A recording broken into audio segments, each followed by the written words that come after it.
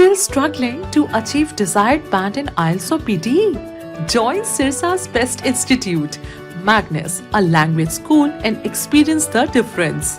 Ample amenities like finest infrastructure, experienced faculty to clear your doubts, flexible timings for students or employees, desired band assured within time as well as weekly mock test. What are you waiting for? Book demo class today. Magnus Immigration and a Language School. First floor, Lal Koti Wali Gali near Domino's, Sirsa.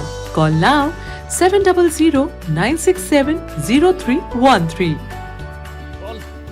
नमस्कार, मैं हूं प्रमोद और आप देखना शुरू कर चुके हैं दी सड़कनामा.com। इस वक्त मैं मौजूद हूं नौहर में।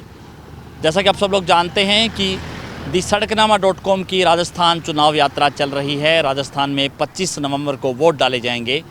नौहर विधानसभा क्षेत्र का सिनेरियो क्या रहता है उसको लेकर के हम चर्चा करेंगे और अब तक नौहर में क्या कुछ रहा, यानी कि राजनीतिक समीकरण है वो किस तरह के रहे हैं नौहर विधानसभा क्षेत्र के, तो उसको लेकर के हम आपको बता दें कि नौहर विधानसभा क्षेत्र में फ़िलहाल जो है वो कांग्रेस के विधायक हैं अमित चचान और अभिषेक मटोरिया है, उन्होंने चुनाव लड़ा था बीजेपी से। और पिछले 3 चुनाव हम आपको बता दें कि 2008 और 2013 में अभिषेक मटोरिया है वो यहाँ से विधायक रहे और 2018 में अमित चचान ने उनको चुनाव में हरा दिया।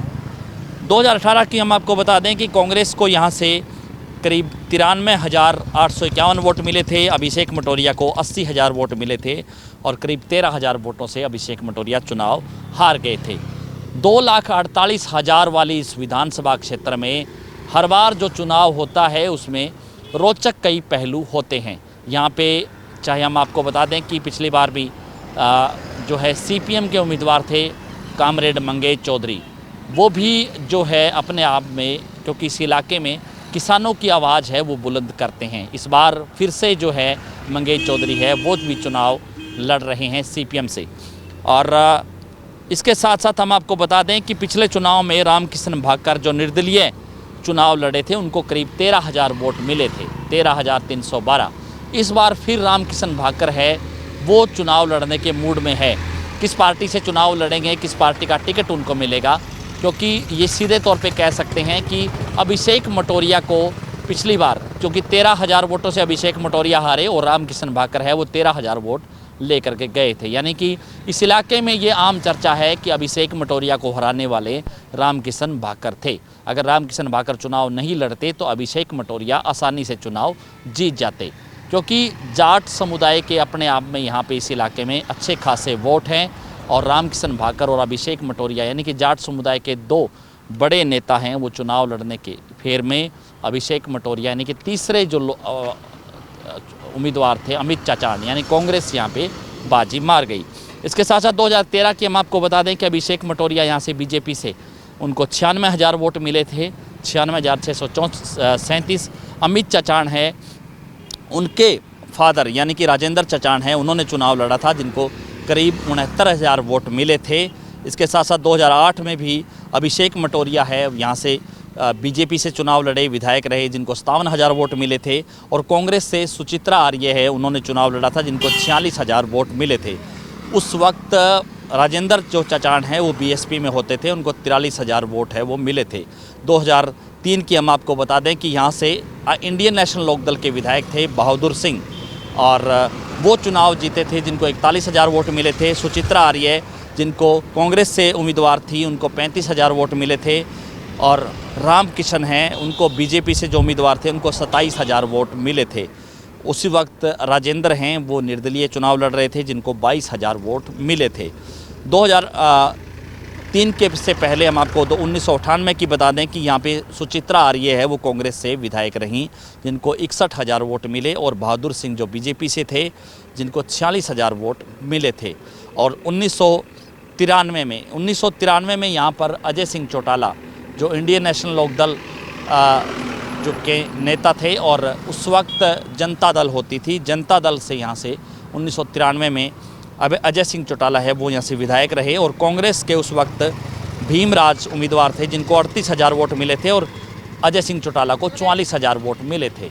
अजय चौटाला यहाँ से विधायक रहे हैं। इसी का जो है दावा अब जेजेपी कर रही है कि उनके राष्ट्रीय अध्यक्ष हैं, इसलिए इस बार जेजेपी भी जो है इन सीटों पे अपने उम्मीदवार है वो उतारेगी, जो हरियाणा के साथ लगती हैं, यानी कि 25 से 30 सीटें। लेकिन विधायक ने यहाँ पे कितने काम करवाए, क्योंकि कांग्रेस की सरकार थी, अशोक गहलोत मुख्यमंत्री थे, और कांग्रेस ये दावा कर रही है कि 30 सालों से जो परंपरा चली आ रही है, एक बार कांग्रेस एक बार बीजेपी, और इस बार कांग्रेस है वो यहाँ से रिपीट करेगी, यानी फिर से सरकार है कांग्रेस बनाएगी। भारतीय जनता पार्टी के पास जो है उनका कहना है कि अब इस बार उनका नंबर है। हालांकि वसुंधरा राजे सिंधिया जो पूर्व में मुख्यमंत्री रही हैं, उनको इस बार साइड लाइन किया जा रहा है, यानी कि उनके जो खासम खास जो समर्थक थे, जो उम्मीदवार थे, उनके टिकट है वो काटे जा रहे हैं। और ये भी चर्चा चल रही है कि इस बार वसुंधरा को मुख्यमंत्री नहीं बनाया जाएगा। अगर ऐसा नहीं होता है तो कांग्रेस है वो जो है दाव खेल सकती है, कांग्रेस फिर से राजस्थान की सत्ता पर काबिज हो सकती है। ये भी चर्चा है वो आम जनमानस है वो राजस्थान का कर रहा है। नौहर में लोग क्या कह रहे हैं, यहाँ पर कांग्रेस है वो कितना काम कर पाई, जो वायदे थे उनमें कितना दम है, जो कितने पूरे हो पाए, यानी कि सीधे तौर पे ये कह सकते हैं कि यहाँ पर मुकाबला है वो बड़ा बेहद रोचक रहने वाला है। फिलहाल नौहर की जनता क्या कह रही है, अगली वीडियो में हम आपको वो दिखाएंगे। लेकिन अब तक का जो सिनेरियो पिछले 1993 से लेकर के 2023 तक जो सिनेरियो रहा, वो उसके बारे में हम आपको चर्चा की।